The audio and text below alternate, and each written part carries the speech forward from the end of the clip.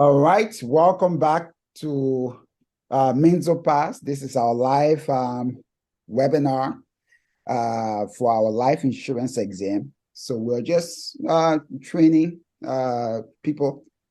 So today we're gonna have one student, Uno. Uh, we have Rebecca. She's from Nevada. Um, and she's here with us. If you watch part one or part two of our webinar, she was on. She's going to be taking her exam next month. And believe it or not, guys, this is her birthday. But it just tells you how super, ambitious she is. She's like, you know what? I am going to get this thing. I don't care birthday or not. I got to put in the work, you know. So she's here. I like that kind of commitment. She's not making any excuses. She even took some time off work for her to do this. So that's the kind of those are the people who succeed, right? People who don't make excuses. So we're excited to have Rebecca back here with us. Now, before we can start with our training, just a quick reminder here. So we have our webinar, live webinar is 100% free. Everybody likes free. So you can sign up. We're going to have the link in the description. If you're listening to this on the podcast, we'll have the link in the description. If you're listening, if you're watching this on YouTube or on Instagram or TikTok, wherever, we'll have the link in the description. So you just click on that link. You register for the webinar. Again, it's 100% free. You don't have to pay anything. And then, but remember to confirm your registration. So you're going to get a confirmation email, and you just click on that email to confirm. So that's it. The other thing here, to just let you guys know, we know that times are tough, right? So even though our self-study courses are very affordable, but some people still cannot afford that. So we, unlike any of the other major life insurance pre-licensing providers, we also, we do something very unique. That is, we offer payment plans. So if you cannot afford to pay upfront for our self-study course, or it can be our one-on-one training, you can do installment payments, right? So you can pay as little as, for our self-study, you can pay as little as $55 a month. And in that way, not having money will not be any barrier for getting that license, because the insurance industry is a great industry, but in order to get in it, you have to be licensed. And we try to make that as easy as possible for everyone. So you can check our website. You have that on the installment plans. The other thing to let you know, again, as I've said in previous episodes, we're a brand new life insurance relicensing provider. So we're still working on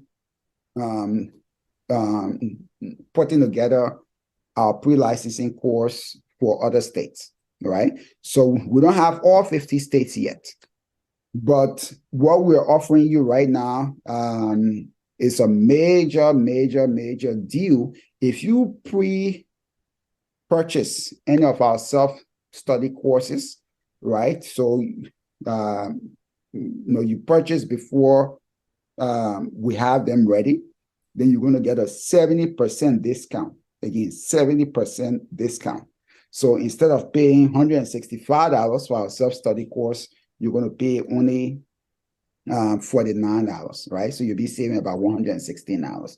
So that's a major deal. You can check our website. You're going to see that there. All right. So without too much delay, I'll have, for those of you who didn't watch part one and part two of the webinar, I'll have Rebecca, just introduce herself again. Happy birthday. Have her introduce yourself again, and then we can go from there. All right. My name's Rebecca, and today is my 44th birthday. I'm excited to Oh, be you don't have to call the age. here because it doesn't show, I feel like I'm right in the middle. I'm young, I'm not too old, so it doesn't matter where they're at. Come on and just get this study course going, and yeah, let's sell life insurance. All right, guys, it's a birthday. I mean, think about it, right? Many people will find, hey, it's my birthday. I can't do anything. Oh, I don't feel good. No, people come up for a million reasons why they can't get stuff done, right? But who wants to do something, they'll always find that reason to get it done. All right. So last time, the previous episode, we talked about third-party ownership of life insurance, and we talked about life settlements. Just to recap, I just like to make sure people understand. So before we move on to group life insurance, which is what we're going to do today, let's just have you recap that. So tell me everything you know about third-party ownership of life insurance. So third-party ownership is when it is partner to partner, child to parent, parent to child, business who has a valuable employee, or even a business to business partner. Okay. All right. Perfect. But the key, yeah, now that's true. Now, what must exist for someone to get life insurance on another person? Insurable interest. Perfect. And in your own words, what is insurable interest? So, having something to lose in case of a death, basically. Perfect. Perfect. And we said yesterday, that is why people cannot get life insurance on strangers, right? You can't get life insurance on your neighbor, right? Or you can't get life insurance on your workmate. Why? Because you don't have any insurable interest in that. And we know the reason we have insurable interest is, let's face it, it's a real world. People sometimes will harm you to get that death benefit, right? So we want to make sure that for someone to get life insurance on you, the person must stand, you must be worth more to that person alive than dead, right? So that's insurable interest. Okay, perfect. Now, who are the parties to a life insurance contract? Or what? The policy holder and the insured. Insurance. Insurer. Insurance. Okay, perfect. That's good. All right. Can the insured ED ever be changed? No. Perfect. Again, Sure can, because they can sell it, but not the insured. so the policy owner can be changed, the beneficiary can be changed, but the insured ED cannot be changed as long as that policy is in force. Okay, good job, good job. Let's come to life settlement. So tell me, in your own words, what is life settlement? So life settlement is getting the policy and selling it to another person. Perfect, perfect. Now, when you have a life settlement, are you selling it for greater than the face amount, same amount, or less? Less. Perfect. All right. Now, what's the difference between life settlement and a viatical settlement? Viatical, you have to be terminally ill. Perfect. Wow, good job. Good job. All right. All right. So now we're going to move on to group life insurance. But as usual, we like to start with questions. Okay. Come back and explain. So I'll go ahead here and share my screen. All right. So this right here is group life insurance, right? So you can take that. I'll give you about 1 minute for each question. All right. So you just again, you can write your answers down or you can text in the group chat. So just write 1 and then correct answer, 2, B, 3, C, whatever the answer is. So give you 1 minute to answer. When you're done, before you can just let me know done, then I can go to the next one. Okay. Okay.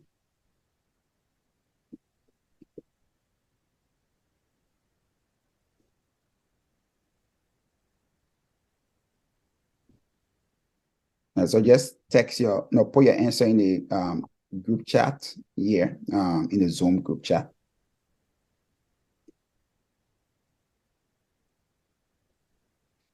Okay, we got 30 seconds.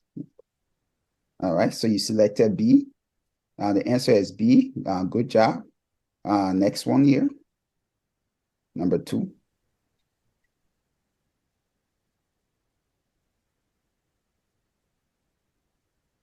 And just put your answer there.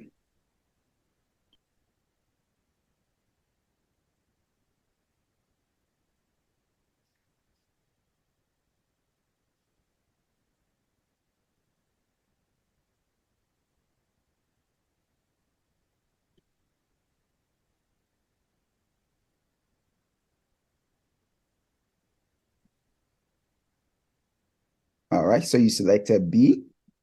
The correct answer is B. Good job. All right. Number 3, what is true about group life insurance?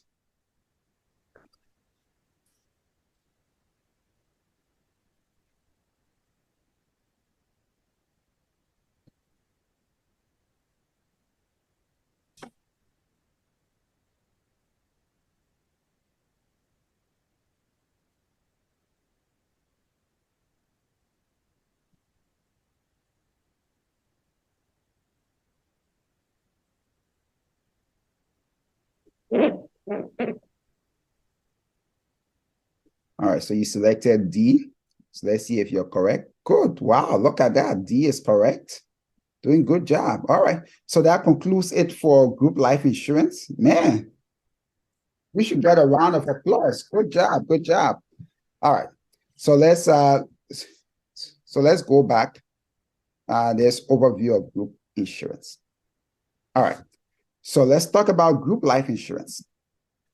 So I'm going to give I'm going to compare and contrast group and individual life insurance, right? Because you should know the difference.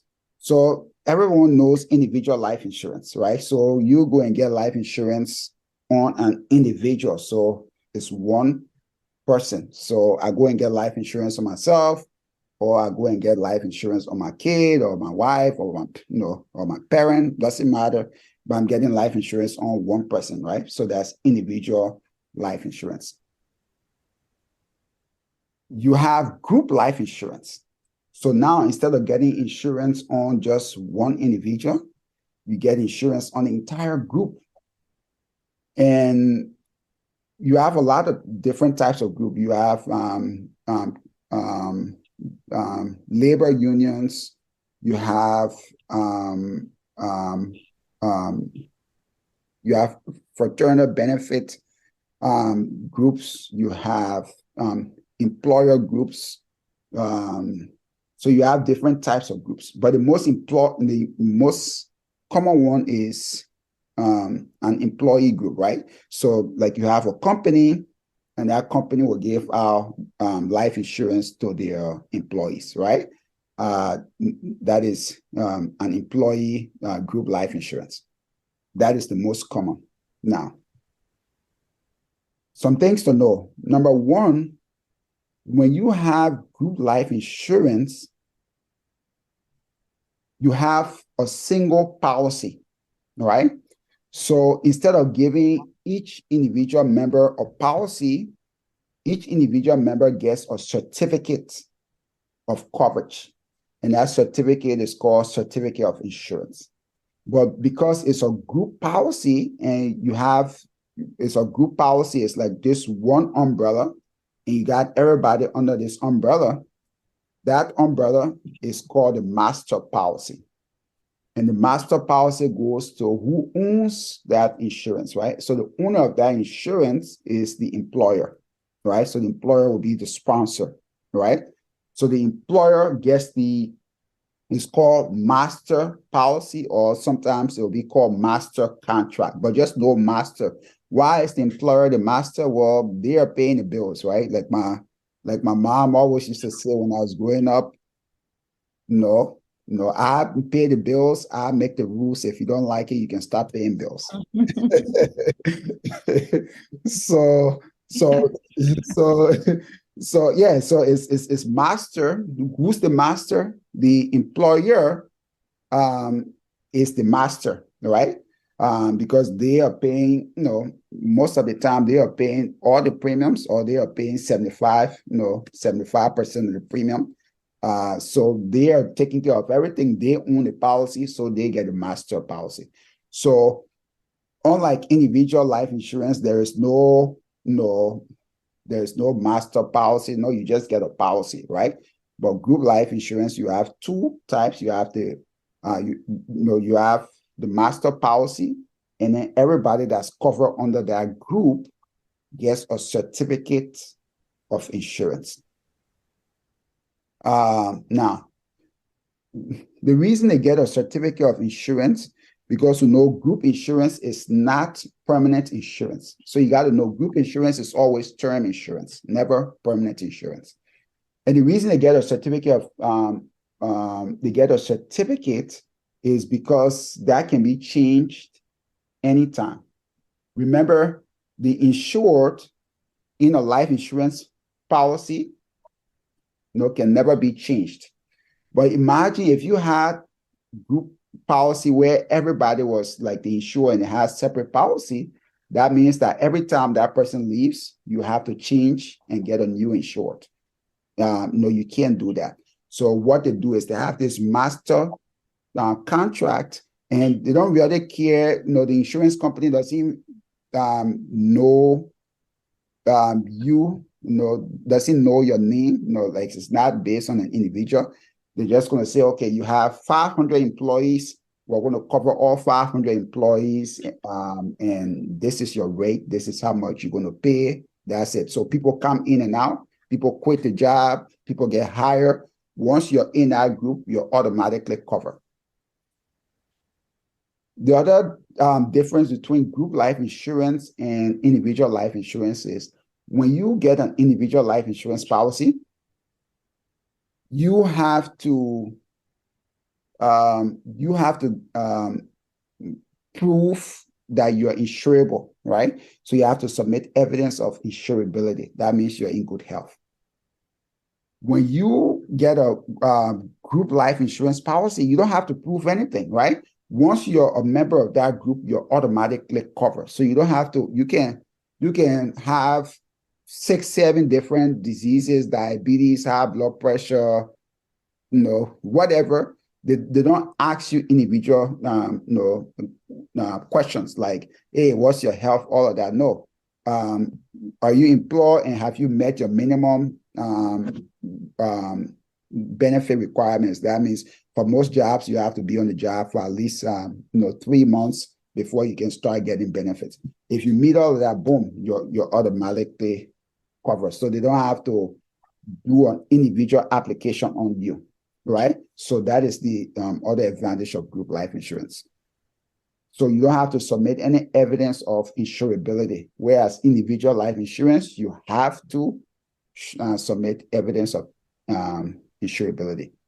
The other thing with group life insurance, one of the things the insurance company does, like to underwrite the insurance, they'll tell you most of the time they're going to take the average age, because insurance most of the time depends, your premium will depend on your age, right? So the older you are, the more expensive your premium will be, and the younger you are, the less expensive. So they'll take into consideration your age.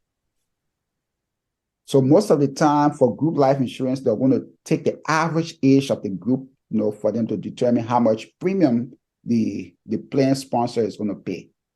So they're going to say, okay, the average age of this group is 30. So if the average age of the group is 30, then the plan sponsor is going to pay less in premium than, let's say, you have an average age of another group that's 60 years old, right? So they do the average age of the group. That's another thing. For group life insurance also, group life insurance has, unlike individual life insurance policy, group life insurance has a convertibility option, and it's required by law. That means, you know what, I can take this group life insurance with me. If I leave my job, I have the right to take my insurance with me. So I have the right to convert this group life insurance that I had to an individual life insurance policy. And usually for most states is 31 days. So you have 31 days from the day that you quit your job. You have 31 days from the day you either quit your job or you're fired or you resign, but you have 31 days from when you leave that group for you to convert that group life insurance to an individual life insurance. Keep in mind that anytime you convert, anytime and always, when you convert from from a group life insurance to an individual life insurance, your premium 100% of the time will be more expensive. More expensive. Why? It makes sense, right? Anytime you buy something in bulk, it's always cheaper than if you buy one piece at a time, right? That this, like people go to Costco or Sam's Club. Why? When you buy in bulk, it's cheaper, right? So, but when you convert to an individual life insurance policy, because it's just one life, it's always going to be more expensive. So you're always going to pay more. When you convert from a group life to an individual life, most of the time you're converting to a permanent life insurance policy. Now, group life insurance, you have two types. You have something that's called a non-contributory group life insurance policy and a contributory group. What that means is, let's take the non-contributory group. When it says non-contributory, that means your employer pays 100% of the premium. You don't pay any premium at all, right? So, and those are the, you have some employers that will take care of all of that. So you don't pay any premium, they cover everything 100%. If it's a non-contributory group life insurance policy, then by law, or the insurance company will require everybody that's in that group that's eligible to be covered under that insurance. So if it's non-contributory, all the eligible employees or members of that group must be covered. Now, the other type of group life insurance is contributory life insurance, group life insurance. Contributory means that you, as the employee, a member of that group, because sometimes, you may have a church, may have life insurance for their members, or, or a sports team may have group life insurance for their member, right? So you have different groups. But let's just stick with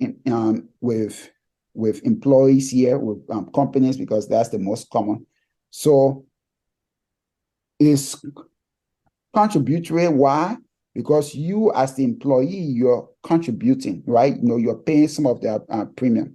So let's say if the premium is $100 a month, most of the time you're going to pay about $25, so 25%. So when it's contributory, both the employer and the employee are contributing to the premium payment. Now, when it's contributory, then the insurance company will require that at least 75% of eligible members of that group, people who are eligible to receive benefits, about at least 75% of them must be covered. So if it's non-contributory, just remember, A, it's free. So if it's free, then everybody got to be part of it, right? Because, hey, you have no excuse for you not to get this life insurance. It's free. Geez, everybody likes free, right? So if it's not going to cost me anything, sure, you can sign me up. I don't care, right? But if it's contributory, now people got to pay something. So they understand that some people, for whatever reason, will opt out. They say, oh, I don't want to pay 25 or whatever the amount is, $50 a month out of my paycheck. So I don't want the life insurance. So they understand that some people will not want to be part of it. So they say, okay, we get that, but at least 75% of your eligible employees must be covered. Now, you have to understand that a group cannot be established just for the purpose of getting life insurance. No, it cannot. So let's just say Rebecca, you, me, and 15 other people will get together and we'll form our own association. We call it, the Fund Lovers Group, right? And then we have the Fund Lovers Group, but we didn't form that group to really have fun. We just formed that group for us to get cheap insurance, because when you get group life insurance, it's cheaper than individual. So we just established that group and we apply for group life insurance. That is not allowed. That is illegal. You cannot establish a group just to get life insurance. Why? Because group life insurance is always cheaper than individual life insurance. So that is not allowed. So the group has to be formed or established for a reason other than receiving, other than obtaining life insurance. So that is it for group life insurance. So that privilege that allows you to convert your group life insurance to individual life insurance is called a conversion provision. So on your test, they may ask something like, which of the following provisions allows an employee who quit her job to carry that over and get a permanent life insurance policy? The answer is conversion provision. So they may have something like conversion provision. They may have grace period. They may have reinstatement. All of that stuff. No. Conversion provision. Now, let's talk about premium payments. So for group life insurance, the premiums the employer pays are 100% tax deductible to the employer. All right. So the employer, can claim that on their taxes. It makes sense, right? Because anytime an employer spends money or business or company spends money on wages or employee benefits, those are all tax deductible expenses, right? So it's tax deductible to the employer. Your premiums you pay as an employee, they are not tax deductible, right? So your group life insurance premium, you can say, oh, I pay $500 in group life insurance premium this year, so I'll clean down my taxes. No, right? So those are not tax deductible. Now, like all types of life insurance policies, right? The death benefit from group life insurance are not taxable. So all types of life insurance, whether it's group life insurance or individual life insurance, whether it's term insurance or permanent insurance or modified endowment contract, whatever it is, one of the things you got to know is all life insurance, without exception, the death benefit is never taxed. So group life insurance is not an exception. The death benefit for group life insurance cannot be taxed. I'll stop here. Again, this is just a general overview of group life insurance. Any questions? No. No questions? All right. So again, so everything we just explained here, you have the explanation here.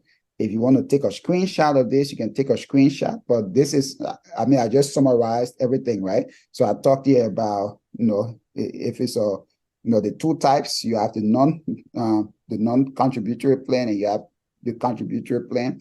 It has to be 75% of employees have to participate if it's non-contributory, or that means 100% of eligible members have to participate. All right.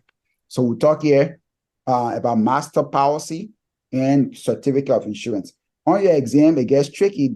They may say certificate of insurance and member, and certificate of authority.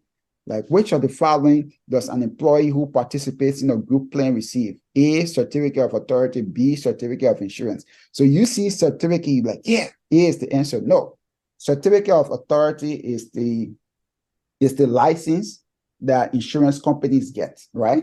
But we don't call it a license, we call it a certificate of authority. So the insurance department is giving that insurance company the authority to do business in that state. Whereas certificate of insurance is to certify that Rebecca has life insurance with ABC, I don't know, that ABC Incorporated, right? So certificate of insurance is for group insurance. Certificate of authority is for insurance companies to prove that they have the authority to do business in our state. Any questions so far? No. Questions? Okay. So again, just went over that. What is true about group life insurance? Again, you answer all of this correctly. So we talked about the conversion privilege. You don't need any evidence of insurability when you have a group life insurance. Other thing to remember is group life insurance is always annually renewable term insurance. Okay, so they may ask you a question like, which of the following is most, or which of the following is associated with group life insurance? They may have annually renewable term, increasing term, whole life, whatever. It's always annually renewable term insurance. All right. So that is our overview of group life insurance. Any other questions so far? No. All right. So we're going to stop here for now, and I'm going to see you in the next lesson.